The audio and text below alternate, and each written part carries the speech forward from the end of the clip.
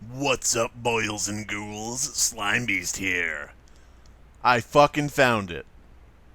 After years and years of looking for this fucking story, making a video asking you guys to send me information, I finally found it. And I want to sort of apologize because right after I put the video up, like a day after, all I did was Google search for it the millionth time. Change the description of what I'm looking for a little bit, and here it fucking is. First result. Finally.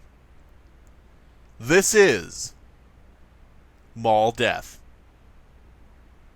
CDC Communications presents Maul Death by Snarfblat, a CDC publication, 1994. Cult of the Dead Cow. Digital media, digital culture, digital media, digital culture. Maul Death. Smells like K-Teen Spirit. Kindly donated to CDC by Snarfblat, the Durex Blender Corporation. Melissa woke up. She opened her eyes to find her cat, Molly, decapitated on the floor next to her. Ants were already crawling over the body, and some had drowned in the pools of now dried blood. She screamed, fainted, woke up, vomited, fainted, woke up again, and ran downstairs into the kitchen screaming. Melissa was 13 years old, and had seen enough TV to know that violence is not real, and people who die come back to life. Still, the shock of seeing her dead cat's decaying corpse had caused her extreme discomfort. Her mother prepared breakfast, which consisted of Pop-Tarts and skim milk. Melissa was 5 feet 6 inches tall and weighed 90 pounds, but she felt she was about 20 to 30 pounds overweight. She would have died of anorexia within 6 months, but a more gruesome fate had been reserved for her. "Why don't you go to the mall, Melissa?" her mother suggested. "The mall always cheers you up." Melissa called her friends, Katie Lovely Bison Shaver and Jenny Funky Humperdinck. After each girl had extracted $50 from her respective mother, they were ready to descend on sunny Happy Brook Mall. The town of sunny Happy Brook had over 20 malls, although one might expect each one to have a different theme or a different type of crowd. They were all exactly the same. They had the same stores, the same layout, and the same evil mall smell, which is a combination of hairspray and cigarette smoke. Melissa told her friends about her cat's sudden death. They were sympathetic. "Oh my god, that's like so tragic. We'll treat you to a new can of hairspray." Hairspray? I get what you're going for, but I didn't get it right away. Sorry. Katie and Jenny took Melissa to the hairspray wing of the mall, where Melissa entered her favorite hairspray store. The walls, floor, and ceiling of the upper crust were covered with bottles of various brands of hairspray. The store's workers were too moronic to ever arrange the bottles in any coherent manner, but that was okay, because the demented young teenage girls who shopped there did not possess the synaptic abilities necessary to decipher any sort of structured organization which didn't exist anyway. She was digging through a large pile of spray cans in the back of the store, looking for a new brand she had seen advertised in Bop, trademark, FTW, magazine. It was called Spray Your Troubles Away Hairspray. Aside from being a hairspray, it was also a wart remover, a dessert topping, a spray enema, and mace. She finally found the spray can, which to... This is a lot more ridiculous than I remember it. She finally found the spray can, which to her was the Holy Grail. She had also obtained small cuts on her wrists and ankles from the sharp edges on the round cans. Melissa went to the checkout counter, but there was nobody there. She walked out of the store and smashed her face into the metal grate which had been pulled across the front of the store by one of the clerks 2 hours ago when the mall had closed. Alas, she had not realized that her Beverly Hills 90210 watch had stopped. But she couldn't tell time anyway, even on the large, brightly colored digital timepiece. She was about to start to cry when she heard a loud rumbling noise that shook her and nearly shattered her hair. Outside the mall, an array of wrecking balls were preparing to demolish it to make way for a new, larger mall. Melissa scurried around the store like a monkey in a submarine as the booming sounds came closer and closer. The wrecking balls had reached the hairspray wing, as was evidenced by the wild cherry scents floating through the air up to the ozone layer. Birds fell from the sky, their wings now encrusted with bizarre chemicals. They fell through residential skylights into their kitchens, and some of them hit people and killed them, and some of the people who were killed fell onto their children and their grandchildren, killing them as well. And some other people who were hit by the drop... and some other people who were hit dropped the gasoline and soap they were carrying into their nearby microwave ovens, and in their death screams, turned on the microwaves for 5 minutes. In their death spasms, I don't know why their death screams would turn on the microwave. And when someone came to see what the commotion was, the microwaves exploded with the napalm that these unknowing anarchists had created, killing still more people. Other times, birds would fall through someone's sunroof in their car and kill them, and the car would keep going and run over hundreds and thousands of innocent children, and some of these cars drove into gas stations and ruptured the pumps, causing massive explosions.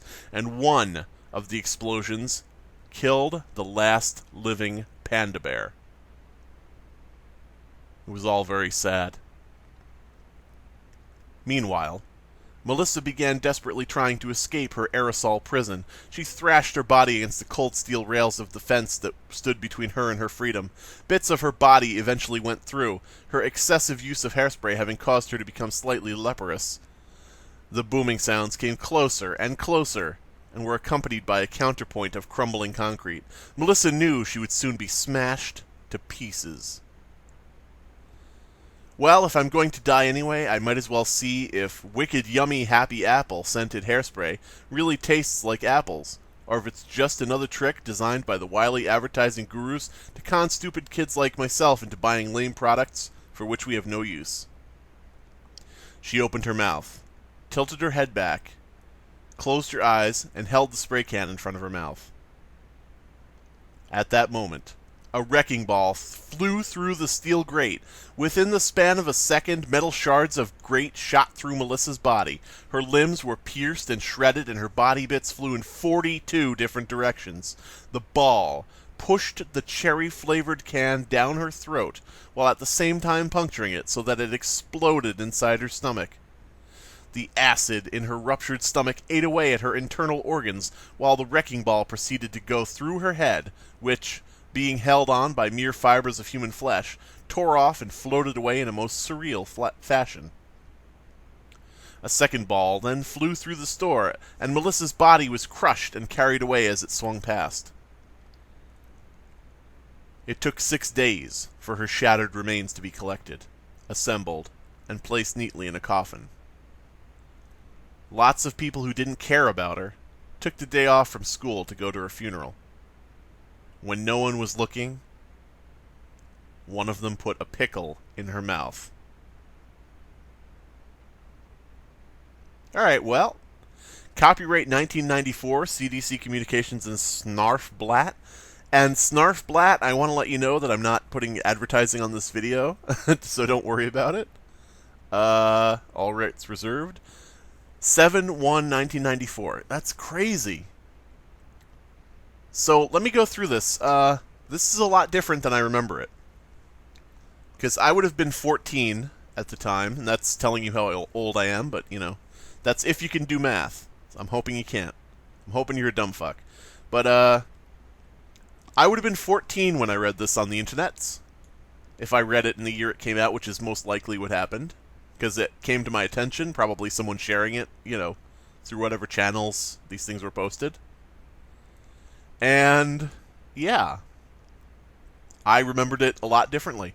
I remembered it as this character Melissa, and I remembered the thing with the beheaded cat. Now I remember that. I didn't, I remember reading that back in the original story, but I didn't remember it when I was trying to think of how to find it.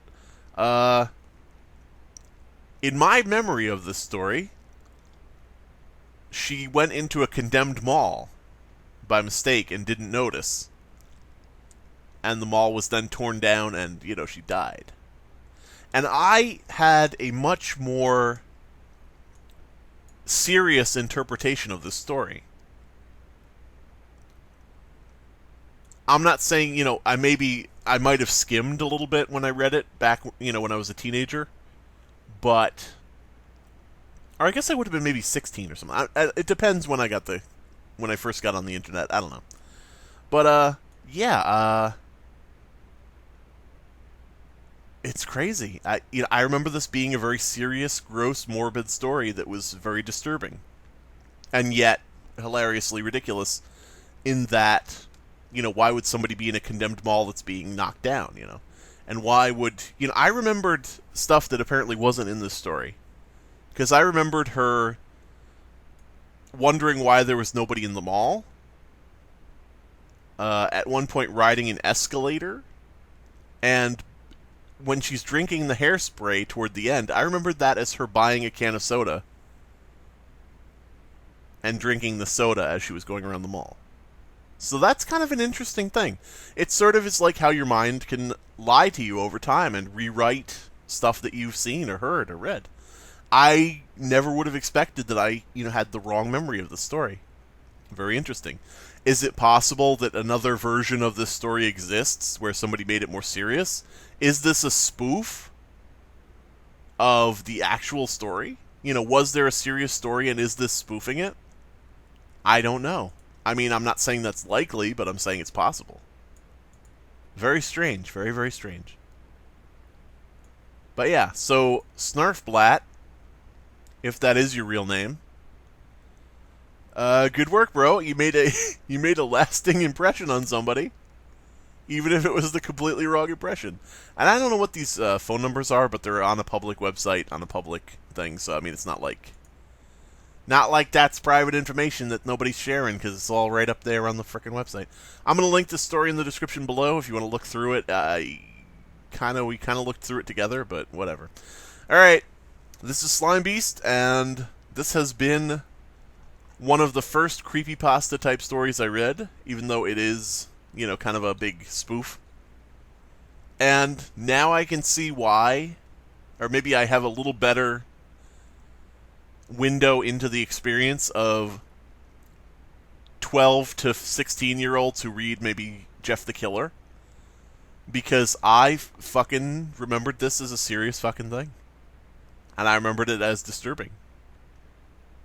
So maybe teenage minds are more malleable and more open to being swayed by things. And that's why most of us think Jeff the Killer is stupid, but they don't. I don't know. Alright, goodbye, everybody.